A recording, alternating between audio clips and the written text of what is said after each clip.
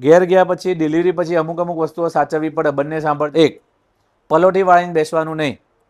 પલોઠી વાળો તો નીચે ટાંકા આવ્યા હોય, ટાંકા થોડા ખેંચાય અથવા છૂટા પડી જાય, બરોબર, તૂટી જાય સાદી ભાષામાં કહીએ તો, બરોબર. એટલે બને ત્યાં સુધી પલોઠી વાળીને કે પગ પોળા કરીને બેસવાનું નહીં. એક ડેટોલની બાટલી આપી હોય અથવા સેવલોનની બાટલી આપી હોય, એ પાણીમાં નાખી અને સાફ સફાઈ લોકલ હાઇજીન મેન્ટેન કરવાનું. એટલે ચોખ્ખાઈ રાખો એટલે ક્યારેક શું ઇન્ફેક્શન કે ચેપ લાગવાની શક્યતાઓ ઓછી રહે. ભૂખ લાગશે પણ બધું પાચન નહીં થાય ખાધેલું તરત, એટલે થોડું અંતરાલે ખાવાનું, બરોબર. શીરો છે, રાબ છે, ગુંદ છે, આ જે પણ દેશી આપણે આપતા હોઈએ એ મર્યાદા પ્રમાણે બધું આપી શકાય. વાયુ થાય એવો ખોરાક આપવાનો નહીં.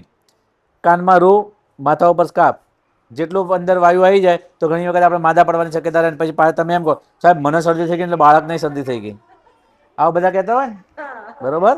એટલે આ હચવાય એટલું હચવાનું. પહેલાં 15 દિવસ લાલ પાણી પડે, 15 દિવસ પીળું પાણી પડે, 15 દિવસ સફેદ પાણી પડીને બંધ થઈ જાય, અને પડતર કહેવાય. આ દરેકને પડે. જો ખૂબ જ લોહીના ગઠ્ઠા પડે અથવા બિલકુલ માસિક ના આવે તો ફરતી આવીને બતાવવું જરૂરી છે.